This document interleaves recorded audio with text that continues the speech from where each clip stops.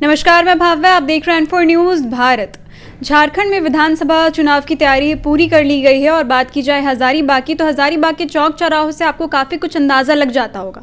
जी हाँ, हमारे साथ जुड़ी हुई है शेफाली गुप्ता जी। आपको बता दें कि चौक चौराहों पे इनके भी पोस्टर्स नज़र आ रहे हैं और कहीं ना कहीं अपने आप को हजारीबाग से विधानसभा चुनाव के लिए दावेदार भी साबित कर रही हैं। पहले हम लोग जानते हैं इनके बारे में, क्योंकि काफ़ी लोगों का कहना है कि अचानक से चुनाव में उतरना कहाँ की रणनीति है ये। तो पहले इनके बारे में कुछ जानते हैं, क्योंकि कहीं ना कहीं लोग बोलते हैं कि दिल्ली से भी संबंध है, अभी बीच में दिल्ली आना जाना भी होता है। तो पहले विस्तार से इनके बारे में जानते हैं, फिर जानेंगे कि इनकी क्या रणनीति है हजारीबाग में चुनाव को लेकर के। पहले आप अपने बारे में बताइए। जय जोहार। मैं शेफाली गुप्ता और मैं यहाँ की निवासी प्रधान डाकघर हजारीबाग की हूँ और आपके ही इस शहर के भाई और इस शहर के बेटा श्री वेद प्रकाश जी हैं, जिससे मेरी 24 साल पहले शादी संपन्न हुई और मैं 2 बच्चों की माँ हूँ। और ये सरकारी नौकरी में होने की वजह से इनके साथ साथ ही सब जगह रहना हुआ। मैं झारखंड में 5 साल पहले धनबाद में इनकी पोस्टिंग रही, कुछ दिन दिल्ली में रही, अभी भी दिल्ली में कार्यरत हैं। और कुछ लोगों का कहना है कि मैं बाहर से हूँ, पर मैं हजारीबाग के अपने आप को बेटी मानती हूँ। क्योंकि बेटी इसलिए कह रही हूँ क्योंकि मेरी सासू माँ ने हमेशा मुझे मान सम्मान बेटी जैसा दिया है और फ्रीक्वेंटली विज़िट होता रहा है। क्योंकि वो 1.5 साल पहले ही नहीं रही, तो 1.5 साल से थोड़ा सा कम आना जाना था, पर हमेशा ही हजारीबाग से एक खास लगाव और ख़ास नाता था। अच्छा, अभी चुनाव में उतरने की क्या तैयारी हो रही है? क्योंकि इससे पहले चुनाव में आपके कदम नहीं थे, अचानक अभी विधानसभा का चुनाव आ रहा है, तो कहीं ना कहीं पोस्टर से लोगों को पता चल रहा है कि अच्छा, एक शेफाली गुप्ता भी हैं जो कि विधानसभा में दावेदार आ रही हैं। नहीं, मैं एनजीओ से 24 साल से जुड़ी हूँ। 23-24 साल हो गए मेरे को एनजीओ में काम करते हुए। और मेरा एक प्रसूति कार्यक्रम भी मतलब चल रहा है जो फ्री ऑफ कॉस्ट, क्योंकि 1.5 साल पहले मैंने एक महसूस किया था कि खूंटी वाले एरिया में 1.5 साल पहले एक दिन में 2 बच्चे की मौत हो गई थी। तब मैंने एनजीओ से अपना कार्यक्रम शुरू किया, free of cost of delivery. अच्छा। और बहुत सारे, जैसे कि मैंने हेल्थ कैंप भी लगाए हैं झारखंड में, गोंडली पोखर में भी हेल्थ कैंप लगाया। छोटे मोटे कार्य हमेशा ही से जुड़ी हुई हूँ, मतलब लोगों की सेवा में जुड़े हुए हैं। जी, लोगों की सेवा में जुड़ी हुई है। हमारे जो शुभचिंतक थे उन्होंने कहा कि अगर आपकी ऐसी सोच रखती हैं तो हमारे हजारीबाग के लिए आप कुछ करिए और राजनीति के क्षेत्र में आप उतरिए। और मेरे लिए भी एक बहुत अच्छा टाइम इसलिए था कि बच्चे थोड़े से सेटलमेंट के कगार पे हैं। मेरा बेटा भी बेंगलोर में पढ़ाई स्टडीज़ के लिए, फर्दर स्टडीज़ के लिए गए हुए हैं।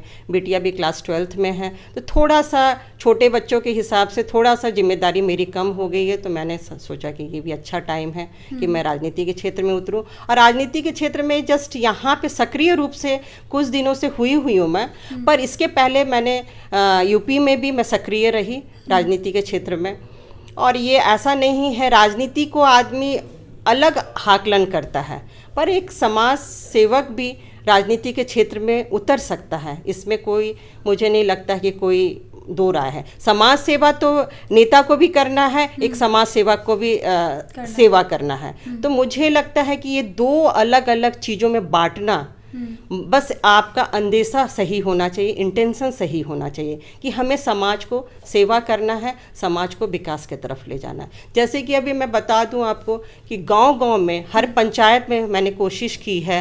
अभी बहुत सारे पबरा और लुपुंग कटकमसांडी के ब्लॉक में मैं मेरा प्रोग्राम भी हुआ उसमें, प्रधानमंत्री योजना को लेकर।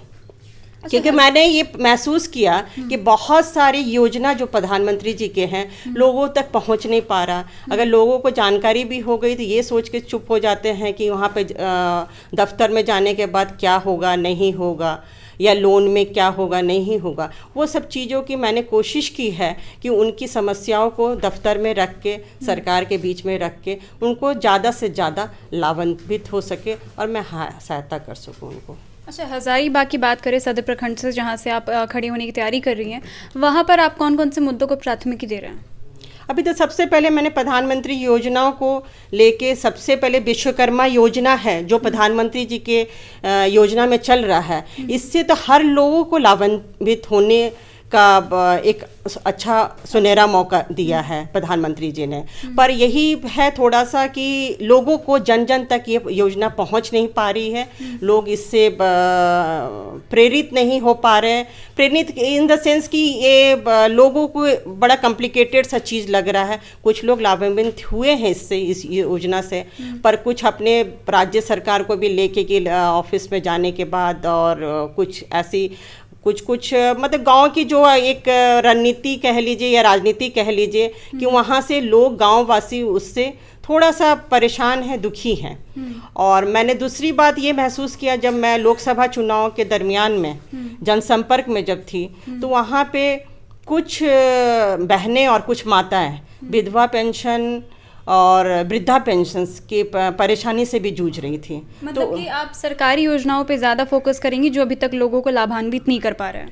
हाँ, केंद्र सरकार ने हमें इतना सहूलियत दे के रखा हुआ है, पर ये राज्य सरकार कह लीजिए, ये इसमें तो इस मुद्दे पे मैं जाना नहीं चाहूँगी, पर हम चाहते हैं कि हमारी जो केंद्र सरकार की इतनी सारी अच्छी योजना है वो हर व्यक्ति इससे लाभान्वित हो और उनको इससे अपने व्यवसाय को आगे बढ़ाएं। उससे व्यवसाय करके, इससे सिर्फ उन्हीं का व्यवसाय नहीं बढ़ेगा, इससे गांव में मजबूती आएगी, हर चीज़ से परिपूर्ण होंगे वहाँ के लोग। अच्छा, ये तो हो गया मुद्दों की बात। अब अगर पार्टी की बात करें कि किस पार्टी से आप उभरेंगी, तो पार्टी कौन सा होगा?